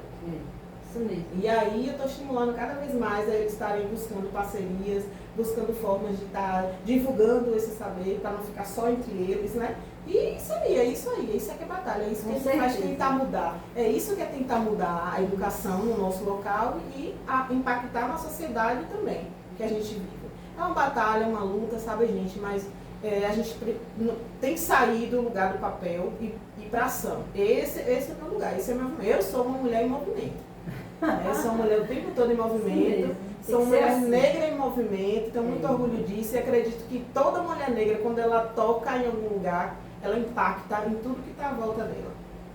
Né? Já disse isso uma vez uma grande estudiosa, né? Angela Davis, né? Ela muito americana, muito sábia, né? E ela dizia isso, quando a mulher negra se move, tudo ao redor dela se move também. E aí eu sigo essa onda aí, vou atrás de muitas mulheres negras que me inspiram, como a minha professora orientadora lá, a professora Nubia, as minhas colegas, né? Mulheres como vocês, Selminha, né, que estão aqui ouvindo a minha história, e tantas as outras histórias que já apareceram nesse programa, né? Minha família que deve estar assistindo, minha mãe que é grande inspiração para a minha vida. A minha mãe foi meus 2 partos, gente. Meus 2 partos foram feitos pela minha mãe, olha que benção. Olha que legal. Né? E aí, essa também é Isso é um orgulho, um né? orgulho muito importante da minha vida. Ter a minha mãe como a mulher que segurou pela primeira vez os meus filhos. E aí foi muito, muito importante viver essa experiência com ela, de tudo, de tudo. E todas as outras experiências que eu vim vivendo ao lado dela, todo o acolhimento, toda a sensibilidade, os conselhos. Ô Lise, tem um ouvinte aqui que já mandou mensagem para você. Eu vou falar no final, viu? Tá. Boa tarde, Selma. Boa tarde, Lise. História linda dessa pedagoga que sempre admirei e faz um trabalho incrível na educação do município. Sou sua fã, Lise. Um abraço, Prozenaide. Prozenaide, um beijo. Também sou muito admiradora do seu trabalho, já trabalhamos juntas. Me lembro de muitas coisas que a gente já passou, né? Muitas coisas legais, muitos desafios que enfrentamos. Muito obrigada, Pro, por lembrar de mim, por essa mensagem. Também me admiro muito. E também tem outra mensagem, né? Que é muito linda também. Fala assim, essa é minha filha guerreira, Antônia. Isso foi que a mãe me ensinou. Batalhar, a ter determinação e encarar a vida, né, de cabeça erguida. Eu aprendi esse valor com ela, acho que já é uma coisa que já vem passando de geração para geração na minha família. Quando a minha avó decidiu, né, que a vida das filhas dela teria um destino diferente dela, e que ela decidiu que também a filha dela, que no caso eu, seria diferente, e que eu também me determino a ver o destino dos meus filhos de forma diferente. Hoje eu tenho um filho, Selma, graças a Deus, Pedro Lucas, se tornou um psicólogo, né, assim, para mim, muito importante ver meu filho nesse caminho. Estou com uma filha de 11 anos, está no caminho do ensino fundamental 2, também muito estudiosa, que ama o conhecimento. Meus filhos são pessoas que amam, são pessoas do bem, são pessoas que amam o conhecimento, e eu me sinto refletida nisso. Me sinto, os instigo o tempo inteiro, vão à luta, estudem mesmo, porque se eu sou o que sou hoje, o pai de vocês é também, por conta dos estudos, da valorização da educação, tudo de bom, o banquete que pode ser servido para vocês é isso, o banquete da educação, porque ele é que vai abrir portas, é moeda de troca, onde você vai, o conhecimento, ele te favorece em muitas coisas, né? Ele te leva para caminhos, para mudanças, isso, né? Que são radicais e muito diferenciados na vida da gente. Com certeza. Você tem sonhos? Tenho muitos sonhos. Eu estou realizando um sonho agora, né? Que eu gostaria muito de alcançar o doutorado, não pelo doutorado, mas porque eu queria mudar a minha prática. Sim. Eu queria, através dos meus estudos, fazer algo diferente. E eu estou muito, muito empenhada, sabe, Selma, porque eu sou uma pessoa muito intensa, sabe, muito intensa nas coisas que eu me proponho a fazer. E como eu estou já há um tempo nessa batalha da educação antirracista, eu estava me sentindo muito só em entender como é que eu podia fazer diferente no meu trabalho. E aí, quando foi aceito o meu trabalho de pesquisa para trabalhar a educação antirracista, nesse primeiro ano eu já aprendi tanta coisa, esse primeiro ano do doutorado, eu aprendi muita coisa.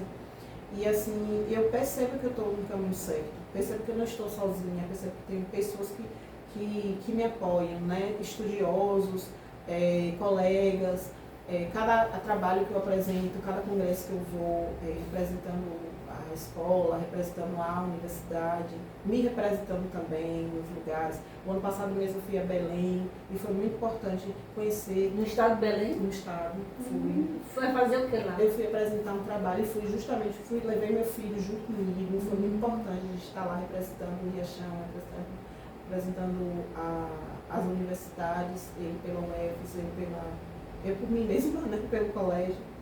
E a gente conheceu muita gente, a gente recebeu apoio, foram muitas portas, muitas oportunidades, conhecer um pouco a cultura lá do norte, que às vezes não valoriza muito, né, a presença dos negros e até do próprio indígena, mas tem muita gente legal que valoriza, que aprende, que dá valor, né, que reconhece a importância desse trabalho, e eu estava me sentindo muito só, então eu me sinto realizando um sonho, que é fazendo esse curso de doutorado, que é um curso de 4 anos, eu estou terminando o meu primeiro ano, e fui para longe, né? Fui para a Vitória da Conquista. É muito tempo assim? 4 anos fazendo doutorado? 4 anos o curso de doutorado, Aí eu estou fazendo o curso de doutorado em educação e, assim, realizando um outro sonho.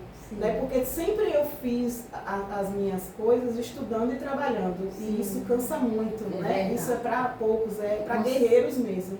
Né? Eu sei que muita gente vive isso, essa coisa de trabalhar e estudar. Né? Eu vejo aqui o cansaço dos meninos que viajam à noite porque trabalham, né? Que vão para o UES, que vão para outras universidades em Feira, ou em Salvador, ou Coité, que trabalham durante o dia. Eu sei da luta de vocês, porque eu já passei por isso, já estive nesse lugar também. E eu agora, Selma, eu estou tendo o privilégio só agora no fim do ano, depois de muita batalha, né, com as questões de pedir, exigir, né, os meus direitos, eu consegui a licença para estudos, que é uma licença para eu poder estudar. Aí eu estou realizando um sonho que é estudar.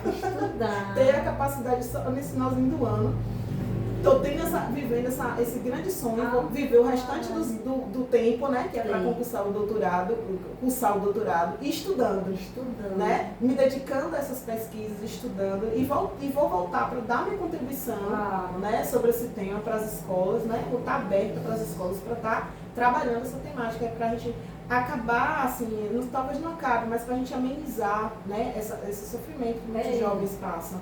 Né, que muitas pessoas passam, essa falta de conhecimento sobre sua própria cultura, né, a falta de reconhecimento, a falta de sonho, né, a falta de acreditar em si mesma. E eu estou muito feliz agora nesse período da minha vida, porque eu consegui, né, dar seguimento aos meus estudos com doutorado e consegui uma licença só para estudos. Então você acredita no mundo melhor? Acredito sim, né? Acredito todos os dias eu acordo pensando numa forma, o que eu posso fazer de diferente, onde eu fiz aquilo, o que eu posso fazer hoje, né? Para que seja diferente, para que seja mudança, para que represente mudança. Eu me movimento o tempo inteiro em função da mudança. Mesmo vivendo contradições, porque ninguém é perfeito, né? A gente às vezes a gente escorrega, mas a gente se reflete e faz o que tem que ser feito da forma correta.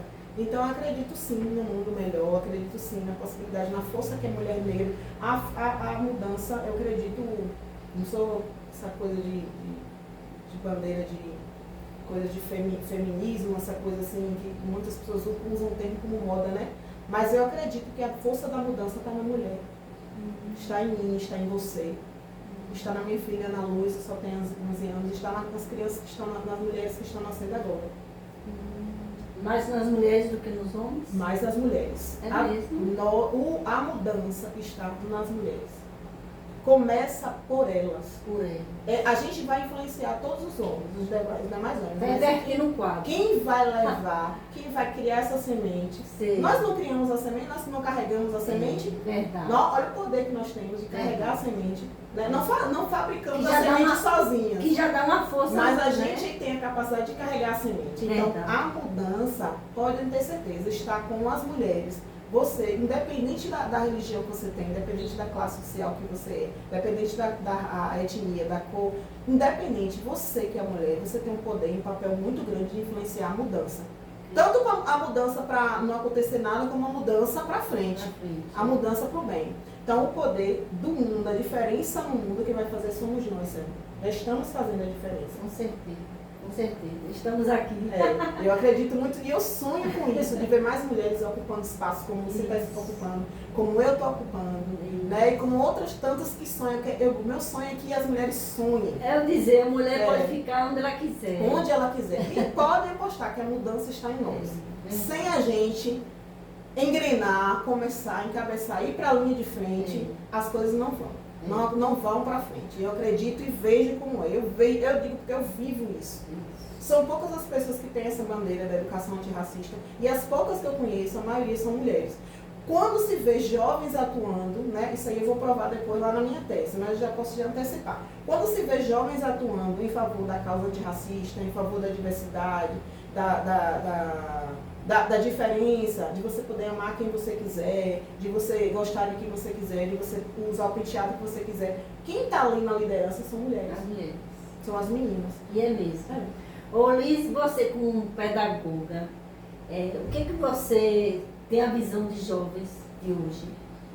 Então, né, a gente vê esses jovens, essas jovens, eu procuro ver muito com um olhar assim da jovem que eu fui, né? Eu busco fazer essa comparação de que eu já tive as minhas incertezas, eu já tive os meus medos, eu já tive as minhas frustrações, eu já achei que eu não seria nada na vida, que seria tudo. Já pensei muita coisa. E eu sei que eles pensam isso também, né? Os jovens hoje, quem tem 14, 15, 18, 20, né? Eu sei que eles passam por isso, mas a diferença da jovem que eu fui há 30 anos atrás para os jovens de hoje, a jovem de hoje, que lido com eles, né? Principalmente nas escolas, é que a gente buscava um referencial.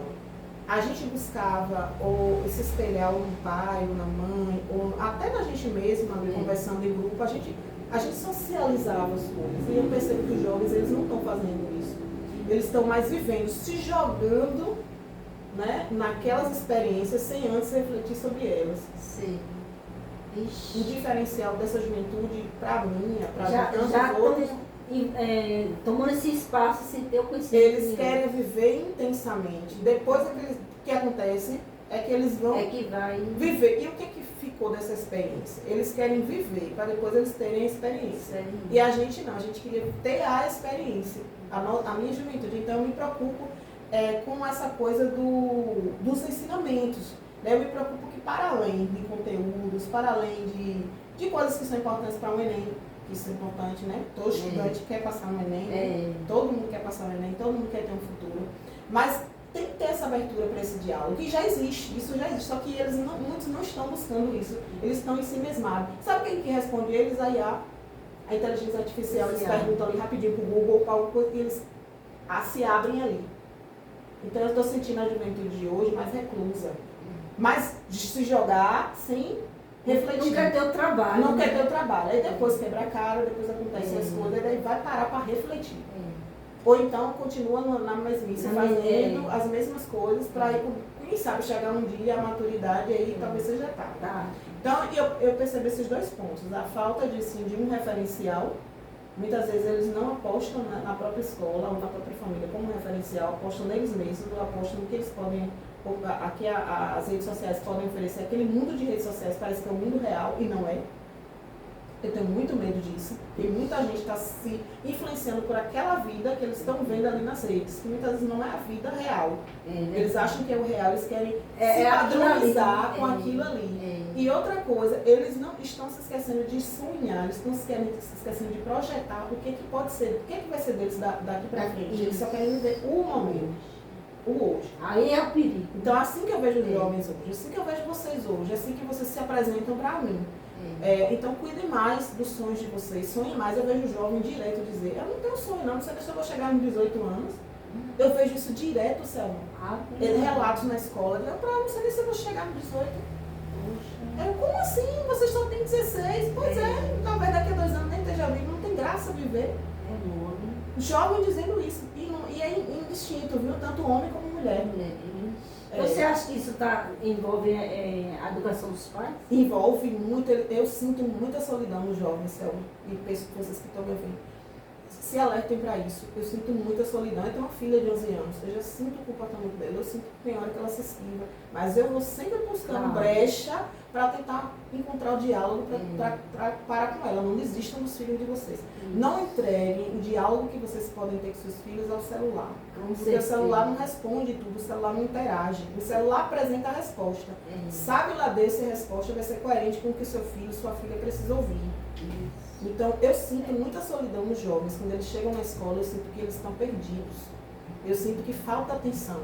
Eu sei que vocês trabalham muito, eu sei que vocês têm uma vida, eu sei que devem ter conflitos, como eu também tenho, mas não abram mão, pais, de ter o diálogo, de sentar com seu filho, com sua filha, conversar, jogar a conversa fora, falar de como você era jovem. Não precisa bancar o santinho nem santinha, não. Não seja nem santinho, mostre quem você já foi. Né? Mostre até em que você já errou, que você hoje já não faz mais. Com certeza. Porque eles precisam disso, de referência, eles precisam se apegar a alguma coisa. Aí o que é que eles vão se apegar muitas vezes? Ao carinha lá do Instagram, a mulher lá do seguir. Vão seguir pessoas que eles nunca viram na vida. Que nem sabe quem é, né? Isso, exatamente. É Se um influenciar, perigo. né, ter valores que não é compatível com a vida que eles vivem. Aí eu me preocupo demais com isso, com quem eles podem, com quem eu me abro meu coração, com quem eles podem. Direto eu vejo relatos de meninos e meninas. Agora não que eu estou de licença, mas eu sempre vou na escola, sempre procuro saber como é que está a vida de um, de outro. Eles me procuram na rua, eles me param na rua, porque eles têm minha atenção. Claro. Né? Então isso é muito importante. Eles não gostam de ser vistos por nós, eles estão se esquivando, mas eles gostam de ter a nossa atenção. Já é a carência. Então, um jovem, uma jovem sem referência, precisa de referência, as referências estão aí, mas eles estão perdidos. Em qual fonte eles vão buscar? Religião é careta. Não vou para a religião, vou para a igreja, careta. Quando vai, obrigado, porque a família vai. Né? Pai e mãe, não me dá atenção, tem a vida muito ocupada. Escola, já estou cansada da escola, vou para lá a pulso. Vou, obrigado. Eles vão se referenciar. O relato é isso. Eles vão se referenciar em quê? Então, procura uma brecha, procura uma forma. Na hora certa, eles se abrem. E no futuro vai ocupar o quê? É isso, Selma. Então eles vão se espelhar em quem? Não é? É assim que eu vejo jovens. Aí eles estão um pouco perdidos. As referências estão aí, mas eles estão sem saber dar valor, sem saber buscar. Aí vai buscar em fontes ligadas às redes sociais, que é o que é mais imediato para eles, que é que está na palma da mão deles, mas que não são fontes seguras e não são fontes que vão representar o que eles vivem. Aí eles passam a viver um mundo ilusório, um mundo... E olhe quando não vão para outros caminhos, né? Que é do alcoolismo, das drogas, da prostituição, que isso é um caminho bem mais difícil. Mais difícil ainda de ajustar. Você já passou por alguma superação? Ai, muitas.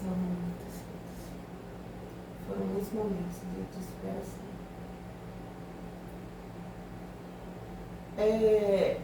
Estou me lembrando aqui, coisa diferente, né? Mas que tem a ver com o assunto. Eu fui vítima da enchente de 2016. A minha casa foi toda alagada. Eu só tinha um ano na minha casinha tão novinha, com minhas coisinhas lá. E aquilo ali me impactou tanto. E eu nunca eu vi pela primeira vez a dor assim, dos ribeirinhos, de quem, né, sofre com esse tipo de coisa. E pra mim, eu achei que eu não ia superar quando eu vi muita coisa destruída na minha vida. Ou quando eu vi meus livros, minhas coisas, né? Porque dou muito valor, né, gente? Eu não tenho herança não, mas se um dia for fazer alguma coisa, eu tô montando minha biblioteca, essa vai ser minha herança, viu, gente? Vai ser minha biblioteca que eu vou deixar de herança. E aí eu ver minhas coisinhas tudo sendo destruídas assim pela água, ocupar mais de 1 metro na minha casa, ver a minha filha rodando no colchão assim, eu brincando, achando que ela estava brincando e água subindo. Eu passei um dia inteiro na minha casa para sair só no outro dia, porque eu não sabia nadar. Né? Aqui no Vale do Rio. Eu morava aqui no Vale do Rio. Fiquei com medo de sair de casa. Aí foi assim, foi um momento muito, muito difícil para mim, que eu achei que seria, não iria superar tão cedo. Mas tive muita solidariedade, a população jacuipense ajudou, foram mais de 13 bairros, eu lembro, que passou por esse alagamento. E aí, nossa, apareceu gente com gente que eu nem conhecia, com roupa. Até minhas roupas foi tudo. Foi embora tudo? No céu, uma gente, minha casa. Levou tudo? Foi. Ave Maria. Desculpa. Tua casa é tão estruturada, boa.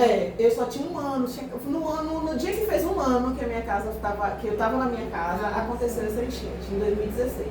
Então, ser vítima dessa enchente foi assim, um momento muito desafiador, muito doloroso na minha vida. Foi em janeiro, né? No dia 16 de janeiro de 2016, que aconteceu esse fato aqui em Riachão.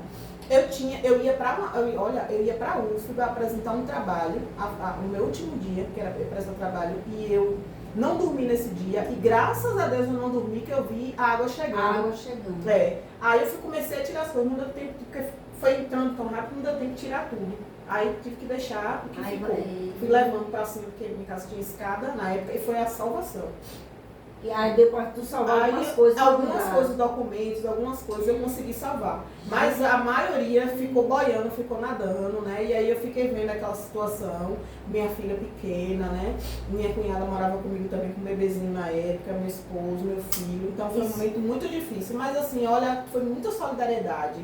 As pessoas doaram até colchão pra gente, as pessoas iam lá todo dia e procuravam saber. Minha mãe, meus familiares me acolheram e tudo. Depois de um tempo eu pude voltar, mas aí para reconstruir, né? Tem coisas que até hoje eu fico lembrando, olhando assim, que eu não consegui voltar, não consegui voltar mais.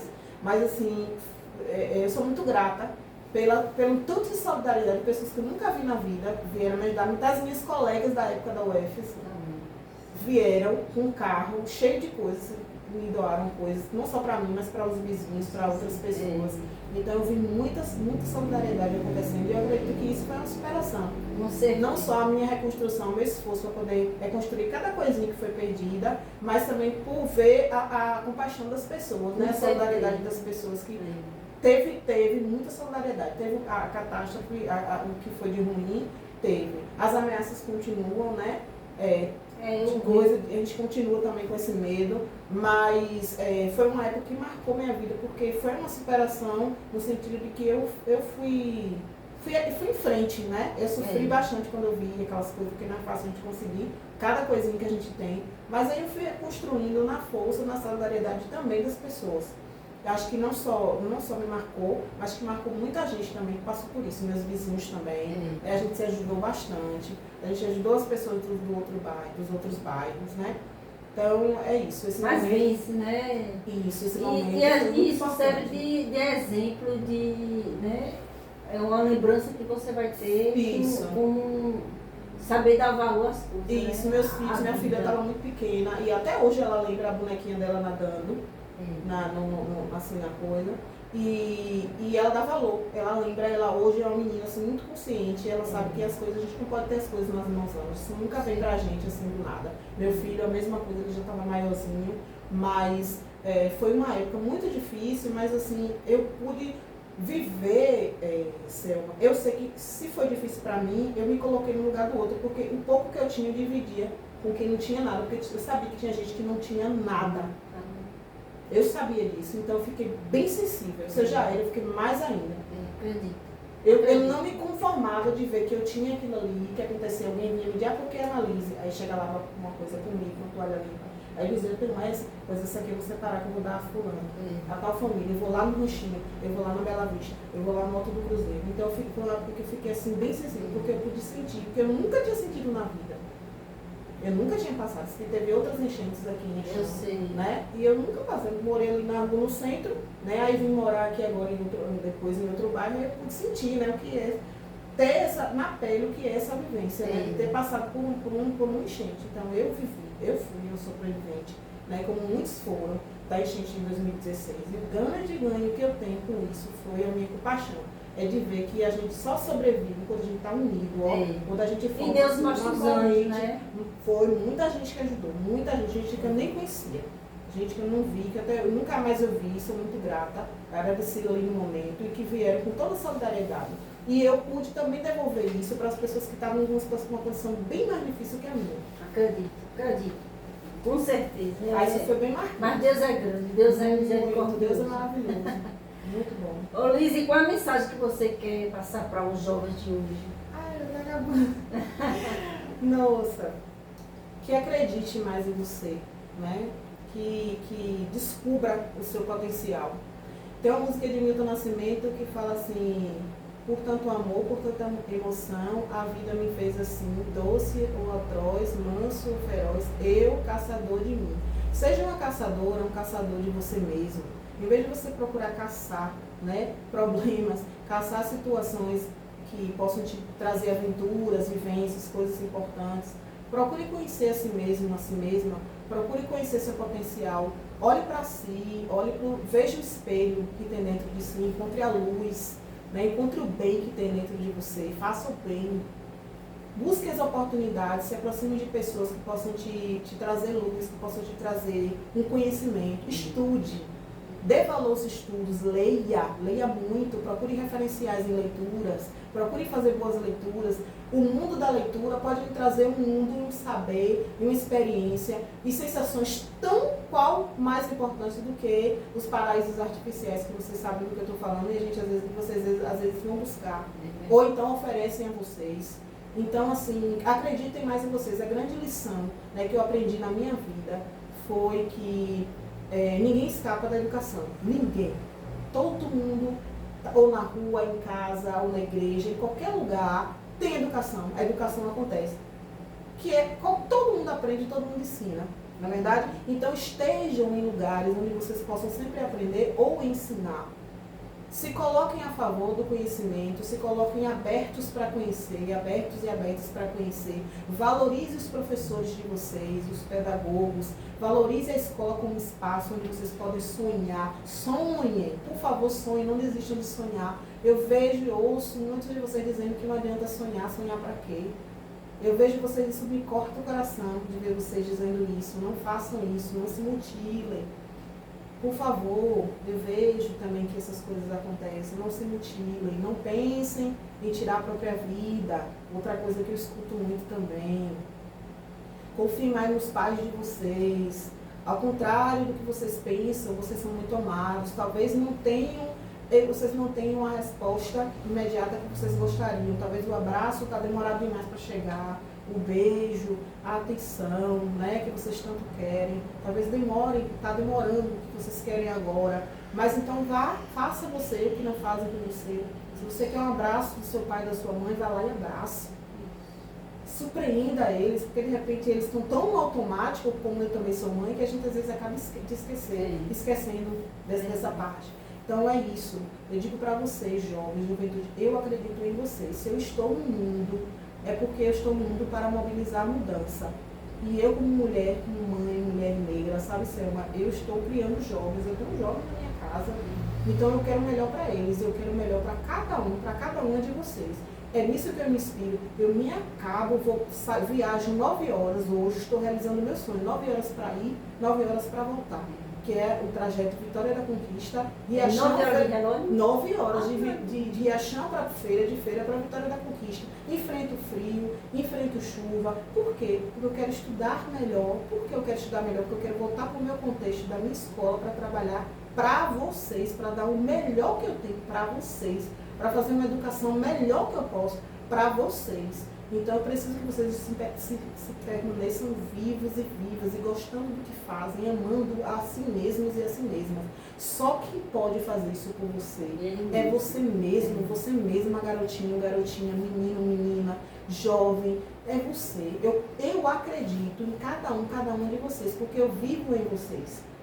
Cada olhar que eu sinto, cada olhar que eu vejo, eu me espelho, eu me vejo a garota que eu fui, né, cheia de sonhos. Então, se permitam sonhar, não se matem, não se mutilem. Por favor, saiam da linha de frente. Vocês sabem do que eu estou falando. Quem é negro, quem é indígena, quem vive em periferia, está na mira, infelizmente. Né?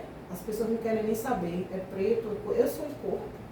Infelizmente, sabe, Selma, eu sou um corpo. Hoje eu sou, aqui todo mundo sabe que sou pedagoga ali. Mas sai ali na frente, vai ser apenas um corpo negro, que é um corpo vulnerável. E somos a maioria. Quem vai lá saber quem é pedagoga, daqui a pouco está um corpo estendido no chão. É com isso que a gente tem que lidar. Qual o diferencial de tudo isso? É você saber quem você é você saber ter postura. Caminhem bem, andem com pessoas que possam agregar saberes novos a vocês. Não se desperdicem com pessoas que não vão agregar nada. Não vá olhar a rede social, não vá se espelhar em pessoas, em vidas, em fantasias, que não é nada verdade, que está tão distante de quem você é. Procure ser quem você é, seja autêntico, seja autêntica, seja verdadeiro, verdadeira. Seja você mesmo e confie que no fundo você nunca está só, ninguém nunca anda só. Concordo, viu? Confie em você mesma, confie, procure alguém que você tenha confiança, que eu sei que você tem. Tem essa pessoa, você só não quer enxergar e não quer dar o braço a torcer muitas vezes. E mesmo que você não enxergue, existem gerações, nunca se esqueçam disso, existiram gerações que sofreram para que você fosse a geração que você é agora. Você achando que é um lixo, você achando que não é nada, você achando que você não tem nada, você é o sonho de alguém de gerações passadas. Verdade. Tenham consciência disso. Nunca percam de vista essa consciência de que as gerações passadas sofreram muito mais para ter a vida que você tem hoje. E a vida que você tem hoje, você quer estagnar, você quer acabar num simples segundo, porque a vida que você tem hoje vai depender das vidas que serão no futuro. Você quer que acabe? A humanidade tem que acabar? Do jeito que está, vai acabar? Então, a responsabilidade está em nós, porque vocês serão adultos, e os adultos farão novas gerações. E a gente não quer o bem? Então vamos fazer o bem, movimentar o bem, porque o bem movimenta o bem e faz esse mundo mudar. Concordo. Isso mesmo disse. Você fez. O programa com sua história de hoje chegou ao fim. É? Ah, que pena. Você tem mais alguma coisa a falar, Alice? Só agradecer, Selma, muita gratidão. Gratidão aos que vieram antes de mim, né? Aos meus mais velhos, aos meus iguais, né? Saudar os meus iguais. Saudar também aos meus mais novos. E a você, muito agradecimento por essa oportunidade. Passou tão rápido, passou um filme na minha vida. Poderia também lembrar de outras coisas, mas tudo foi sendo guiado, né? O que foi falado aqui foi o que é importante, né? O que foi necessário ser falado. Espero que vocês, né, acolham tudo que foi dito por mim. Essa sou eu, né? Eu sou a Annalise, sou uma mulher negra em movimento. E contem comigo para o que vocês precisarem para a vida, para a mudança. Porque eu sou uma mulher da mudança, sou uma mulher do movimento, sou uma mulher que acredita na vida, acredita na juventude, sobretudo, acredita num Deus que nos protege, que está o tempo todo aí querendo oferecer seu colo, sua misericórdia, e a gente precisa estar aberto para isso. Então a gente precisa sempre estar ao lado do bem, né? Escolher os caminhos certos, valorizar os momentos certos, né? Acreditar na educação, acreditar nos nossos, né? Valorizar as nossas famílias, acreditar nos espaços onde a gente vive e procurar nesses espaços ser a diferença. Muito obrigada por essa oportunidade. Espero não ter falado tanta besteira. Não, falou. Espero ter ajudado. Falou muita coisa importante. Quem foi de né? muito aprendizado essa tarde aqui. Pois é, que bom, né? Eu fico feliz. Obrigada, gratidão também. Obrigada, né, por ter compartilhado um pouco sobre sua trajetória. Acredito que foi bastante inspirador. Muito obrigada, viu, Annalise? Gratidão. Então vai sair durante essa semana uma série de vídeos, né, que já saiu, né, a semana toda, do meu programa Conte-se História no canal do YouTube. Né? Segunda teve o programa de Núbia Leite, terça com Bel Bastos, hoje, quarta foi com Delmas, quinta foi com Cristiele Santos e sexta-feira, hoje, né, que vai ser com Graciele Carneiro. Acesse meu canal Diário de Selminha, vai lá dar uma conferida. Quero aproveitar para pedir a você, ouvinte, acesse meu canal Diário de Selminha no YouTube e se inscreva e ative o sininho de notificação para não perder nenhuma novidade. Também me acompanhe, né, pelo Instagram, @Diário de Selminha. Então você não tem redes sociais, né, Lise? Ainda não. Momento certo. Eu vou pedir a Lucas passar dele para você. Certo. Então, siga também a Rádio Gazeta, né, FM 104,9. No Instagram, @Gazeta Riachão 104. Quero agradecer a vocês aí de casa que nos acompanhou até agora, que mandou sua mensagem. Meus sinceros agradecimentos. Fique com Deus. Assim Deus permitir, né? Voltaremos para apresentar mais um programa Conte-se História aqui na Rádio Gazeta FM 104,9. Estamos já na reta final, né? Está aproximando o Natal, a virada do ano. Então vamos passar esse período sem apresentar o programa, porque, né, vamos chegar nesse período, né, final de ano, e até o próximo ano, a partir de janeiro, voltaremos a apresentar esse programa Conte-se História aqui na Rádio Gazeta FM. Olá, gente bonita! Gostou desse vídeo? Dá um like, faça um comentário do que você achou desse vídeo, se inscreva no meu canal Diário de Selminha, aperte o sininho de notificação e muito obrigada!